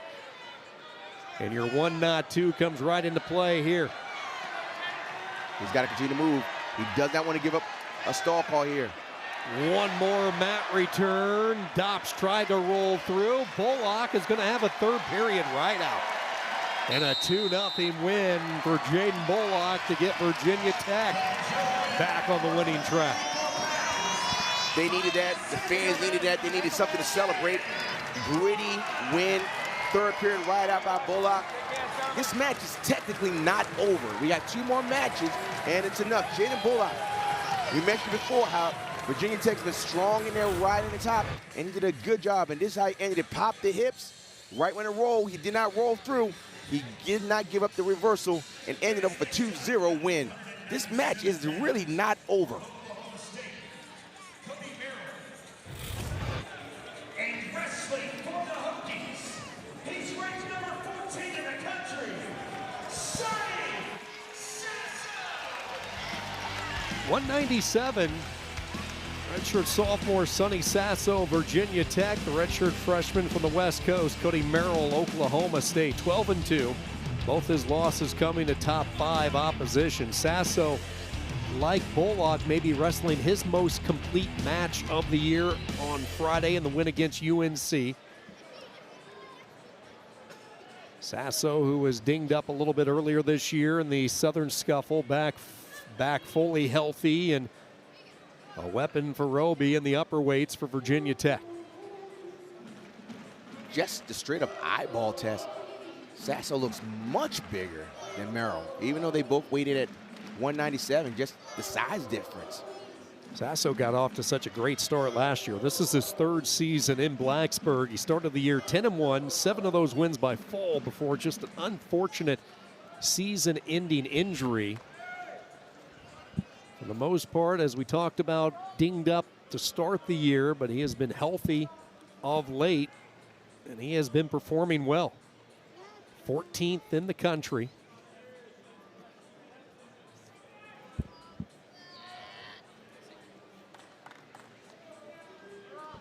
What you saw with Sasso, when the snap down came from Merrill, he didn't just stay there. Even though he snapped down, he circled.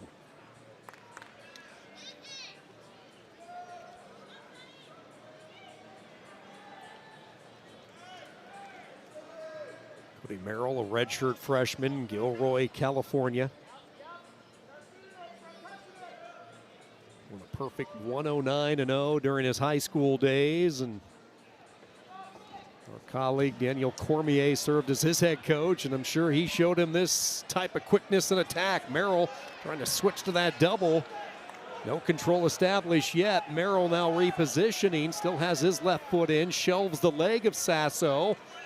Sasso with the whizzer applied. Really good exchange near the edge.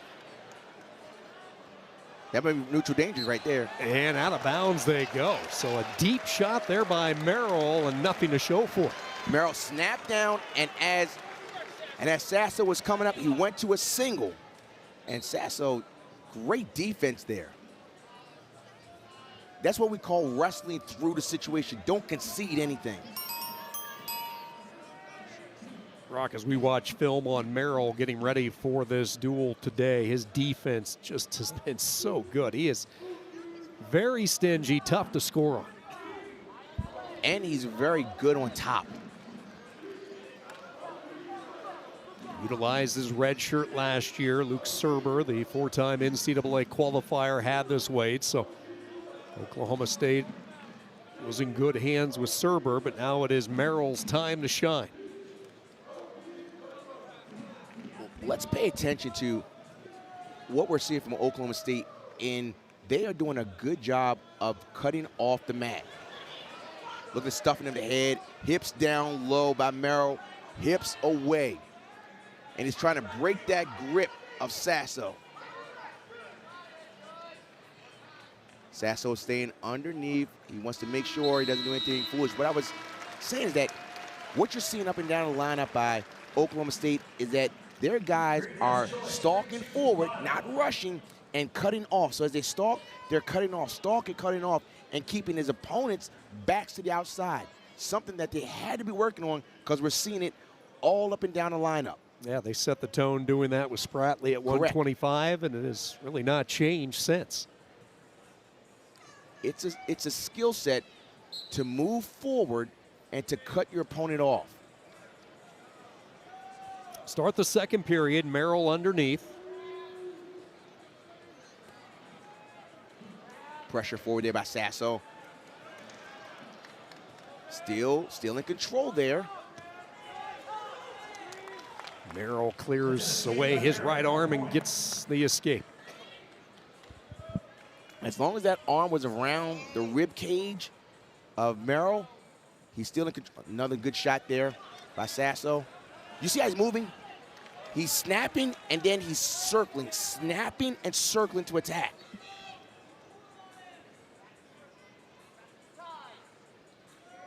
What I was saying is that when your top opponent has their arm around the rib cage, they're still in control. Once that arm around the rib cage gets to the midline of the back or over, that's when an escape can be awarded. But as long as that arm is around, that is not an escape.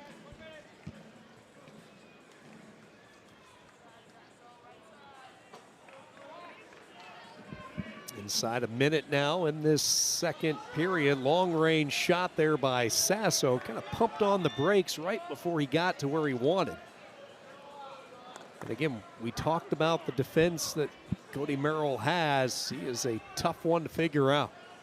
Solid in all positions, has really strong hips as he showcased earlier in this match. One point escape has been it. Now we get a stoppage. Kevin Lenich talking to both wrestlers. He'll restart, 20 seconds to go. 2 state championships out in California. When you win a title in California, it means a little extra because there are no classes. Small school competes against big school. You have one big pot of really good wrestlers, and Merrill won not just one, but 2 state championships. One at 195, the other at heavyweight. Rock and I gearing up for the month of March and the ACC Wrestling Championship. We will be right back here in Blacksburg. Virginia Tech hoping to defend their title from a year ago. Action gets underway at 10 a.m. Eastern on ACC Network Extra. We're on ACC Network for the finals. And this is where Merrill is very strong. Not very exciting, but still working forward. There's a stall call there.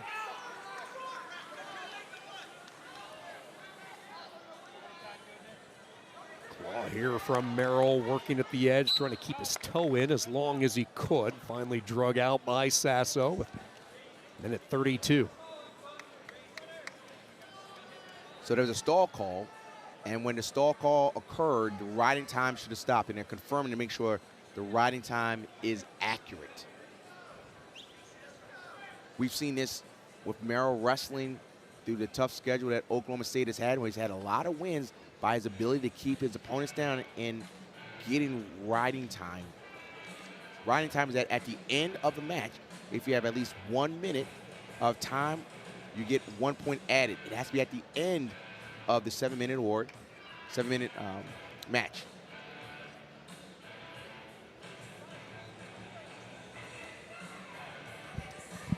So they're working on this. Okay, guys, here we go. Riding time is good now. To get to a point where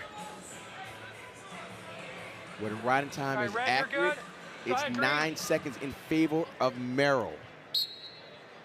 So that's where they settle in on. Sasso back to work underneath. Stand-up position. Now a fight with that grip, trying to get Merrill to release, and he is away. Still green. Oh, no control. So they are actually saying Merrill still had control. No point given to Sasso. And we go back in another restart. What they were looking at was, did he break, but was he able to defend himself? So you may say there was a break, but he was right in on the shot, and what if he got a takedown? So he's holding a little gamesmanship. He's like, I can't out. So he turns around and right in. So they're saying that he didn't give himself an opportunity to defend himself. So conversely, what if it was, I let you go and then you take me down immediately? So he turned around, didn't give a chance to defend himself? The referee said no. If you're a Virginia Tech fan, you'll say that was a separation. So they're taking another look at it. Roby was over to get the officials' attention. So he broke, faced him, but we saw it in slow motion. So slow motion makes it look like it was blatantly obvious. But let's see if we can run that real time to see. Sometimes when you look at slow motion, it looks like, of course, it was obvious that there was an escape. But sometime in real speed, let's look at it real speed. He turns around, right in. The official did not award it, but that's a judgment call. The judgment call is, did he give enough time for him to separate and defend himself? What's your judgment on that, Rock, from your officiating days? Initially, I thought it was an escape. I thought it was an escape. I thought that was, when you get to a high level, the reaction time is a lot shorter. So I thought that, yes, that was, and he faced him, he turned, it wasn't like hip to side. I thought that was an escape. Tough call, though, but I did think of that. So going through, now watch the same side, just kind of hold it and try and get that stall call. You act like you're just holding, like, I can't get out, I can't get out. But yeah, you can get out. He turns around, and he walks right in. I thought off of the naked eye, real time in a match, I thought it was an escape. But if it's not, then it's just more riding time that is accumulated by Merrill. Yeah, it turns out it's going to be a pivotal call in a match in which offense is at a premium. Every second counts, every point matters. Merrill continuing to try his ride in this third period. Good look at the redshirt freshman. Yeah, they're looking at it real time, and you see Coach Roby looking over the shoulder of the officials, and then he may say a few words, and they're like, come on, fellas, that's an escape. He's standing right over him. I want to remind our gymnastics audience, 14th ranked Clemson at Fitzgerald to take on the Panthers, ACC Gymnastics. You can watch that, the beginning of it, on the ESPN app, and then we will swing it to Pittsburgh as soon as we wrap up today here in Blacksburg. Yeah, I thought that was an escape. You know, he turned around, faced him, squared up, and immediately Merrill was in, and that's what you're supposed to do. Yeah, I thought it was one as I called it when it happened in real time. I felt confident that should have been, but let's see what they say. It has been a lengthy delay. They are making sure they get it right. Kevin Linich, Grasso over there, and you see them going over toward the scoreboard operator to adjust the time. Coach Zach Tonelli with some words of wisdom to Sonny Sasso.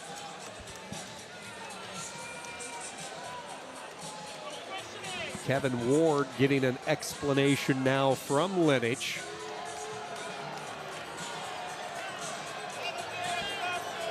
And again, if Virginia Tech is going to keep this candle lit, they must win this weight. So this is a big call coming up. It is. This crowd knows it. And they are going to award the one like we thought. So Sasso will get the point, and as a result, they're going to have to knock off a few seconds of riding time, which is not a factor right now. But the reason why they're giving a point was it looked like it was a stall call because he's still down on bottom. So now they're up. So he raised his fist for a stall call, and now it's an escape, so it's now 2-1. So Sasso with his first lead. Rock, we're going to revisit that stall call in a moment, but we're going to let the action go here. 2-1 Sasso trying to hang on. Riding time not a factor. Oklahoma State trying to seal this duel on the road. Sasso is crafty from a defensive situation. Many times guys from the state of Pennsylvania are good at scrambling, and Sasso is one of the best at 197 at scrambling. That means that Merrill has to show himself, meaning that he's got to attack. He just can't push, he's got to shoot. We are now short time. Oh, swim. A little swim action there. He's getting across the body. He's getting across the body. Now Sasso's got to stay locked in the crotch. A little swim action there. He's going to come through the back. Lots of motion here, not enough time. Is it enough? He's going to try and move forward. Is it enough? He's going to hold on till he pops his head up. It's almost there. Sasso's going to hold it right there. Almost popped out. Match over. They're still wrestling. It's over, fellas. And the brick, of course. Of course. So the brick from Oklahoma State. Taylor wants the 3. And we are going to go back to the scorer's table, which gives us time, Rock, to digest the first challenge that we had with the stall instead of the 1-point escape. Right, so we were looking at the escape, and they were looking for everything in the series. So maybe the brick was for the escape, but the officials had the opportunity to look at the whole sequence. So in the whole sequence, under the view of the officials, there was a stall call there, maybe because he dropped down on the ankle. So remember, let's go here. So this is the last flurry, and if we could, the clock is at, you can see the clock going down. Control is felt. So right here, you can see that Merrill has kind of come through the back, but the leg is still held in. He's trying to pop his head, but a good job by Sasso to hook the foot. 1 second. Oh, that was really close. But as long as he kept that arm, as long as he kept that in, that is enough. So great job for swim there by Merrill. Merrill is moving forward, and he swims his left arm through. Watch him swim his left arm through. Brings down, and we're going to have a call.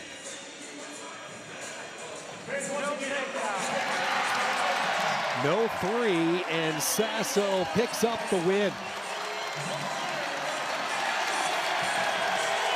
And Virginia Tech and this crowd knows they still have life.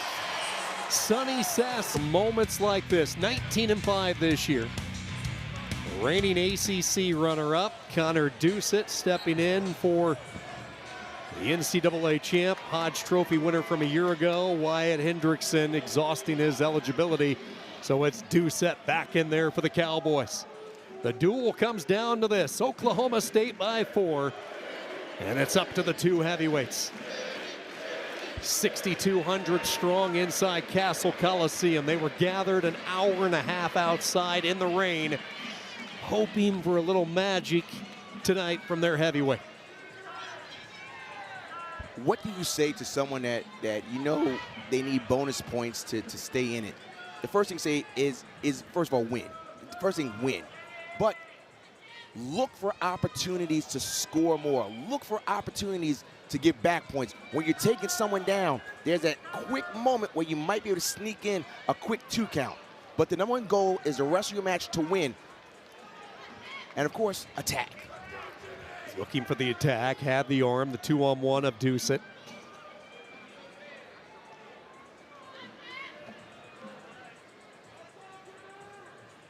For Doucette, the redshirt senior, he is happy to be back in the lineup, sitting behind one of the all-time greats in Wyatt Hendrickson and his historic run last year one of the more memorable moments in recent years.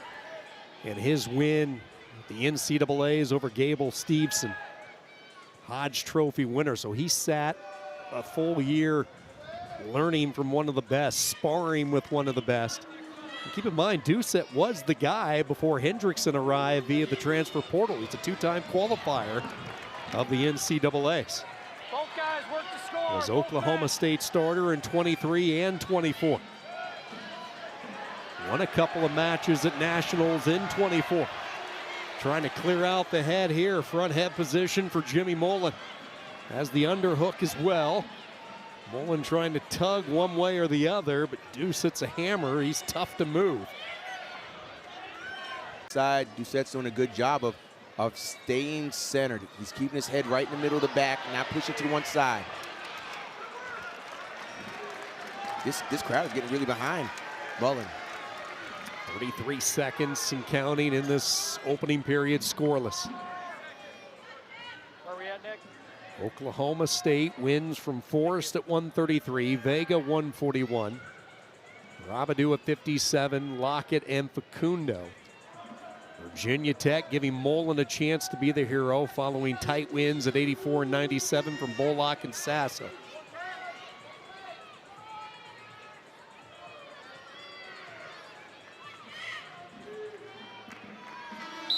Jimmy Mullen, redshirt sophomore, grew up on the East Coast, Kearney, New Jersey, St. Joe's Regional. He's all in on wrestling, made the decision to go full-time on the sport following the NCAA Wrestling Championships in 2024. He told us it was such a powerful experience, and that is one thing that Tony Roby believes in with these freshmen that are redshirting, get them at the NCAAs. Chasing down Doucette, follows him up near the edge. And they will go out of bounds 12 seconds in. When you saw Doucette stand and put his head down, Mullen immediately went to that cradle. Thinking big. Good job, guys. Try to stay in for me. The adrenaline that you have when the crowd is behind you allows you to do things you just don't think you can do. When you're exhausted and the crowd gets behind you, it's a swing. Yep. Doucette briefly up into the tripod, now turns faces and he is away. Neutral. Doucette gets out, gets the point, and a 1-0 lead for the Cowboys senior. Connor Doucette said he feels completely different this year. Put in a ton of preparation, a full year of training last year. We'd often talk about with the local media in Stillwater when starters were getting ready for their duels and tapering off. He would find David Taylor and those two would grind it out. Every road trip, just put in a ton of one-on-one time with Coach Taylor. Been a steady force in their lineup, leading the team in dual points scored this year. Front head position, tried to change direction, run to the corner, but Doucette clears it away. Now Mullen back in. Low strike here from Jimmy Mullen. And you see that Connor Doucette is trying to lift between. Now Jimmy Mullen's going to try and move to the head, but Connor Doucette's still got the leg. He's going to go into a Peterson. That's a Peterson right there. That's a takedown and back points. Unbelievable wrestling there. He went right into a Peterson. That's a big swing right there. The 3 and then the 2 back points for Doucette. And just like that, he goes up 6-0. And a stall underneath on Doucette for not improving position. But let's go back to the Peterson route. Kept rolling and watch. And as Doucette is rolling through, there comes the Peterson by sitting in. Watch this. A roll, sit through, Peterson. Perfect. Control is established. 1-1000, 2-1000. And then Jimmy Mullen got his back up. Here we go. Great feel there by Doucette. Great feel. It's funny how time moves on. When Doucette arrived, he was the young guy on campus. He had fixtures to rely on. Some of the elder statesmen, Dayton Fix, Dakota Gear, Caden Gefeller, Bulu Ellen. Now he's the elder statesman. on this young Cowboy roster, just littered with talent. I'm not sure what's going on with the scoreboard here. I Sorry, think guys. they're having an issue with the scoreboard, so that is what has caused the delay. Nick Grasso bringing over Kevin Lineage to just make sure everybody's on the same page. You had the escape for the first point for Doucette, then the 3 off the Peterson, and the 2 swipes for the near fall. So 6 is the correct number.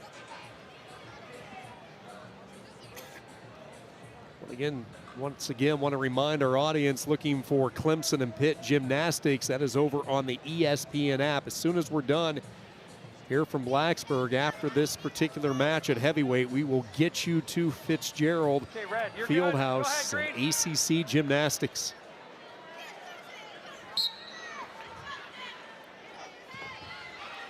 Things can happen real quickly with heavyweights, but Doucette's doing a good job of following the hips. Mullen is still trying to move. He's trying to get out. Ooh. Comes crashing down. Head absorbing all of that contact with the mat. And Doucette carries a 6-0 lead into the third period. It is Mullen's choice. He says, let's start neutral. Looking feet to back. And Doucette got a good job of just staying right in the center. Don't play the edge. He's holding a good stance, not getting out of his position. And Mullen, that whole scenario to have the second period was off of Mullen's offense.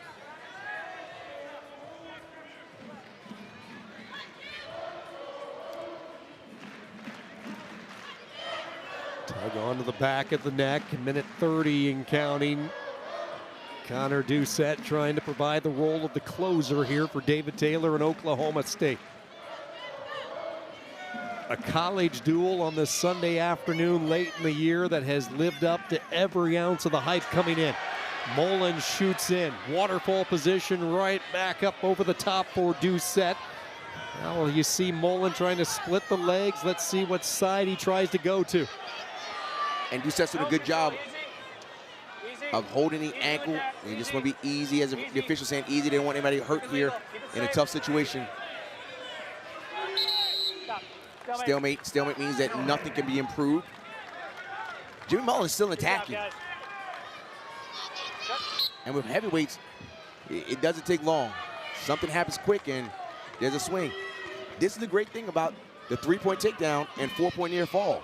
Takedown and near fall, Jimmy can win this match. But Doucette's doing a good job of just staying right there. You see he's not leaving that maroon. He's right on the V of the VT. He's standing. You see how he circled? He's standing right there in battle. That's exactly what you want to have late in the match. Stay in the center. 2 teams entering today that were on quite a roll as a stall call is tagged to Doucette. Oklahoma State's only blemish was Iowa early in the year. They will extend their win streak up to 11 straight duels, and they get a shot at Iowa to close out the regular season next week. Virginia Tech sees their 6-match win streak come to a halt here. Oklahoma State prevails 19-12 the final. Solid match. These guys did attack both teams. And what we're seeing is the building of what they're looking to have. A great run on Virginia Tech and Oklahoma State. Good job by both teams. For Rock Harrison, our fantastic ACC Network crew, this is Sean Kinney saying so long.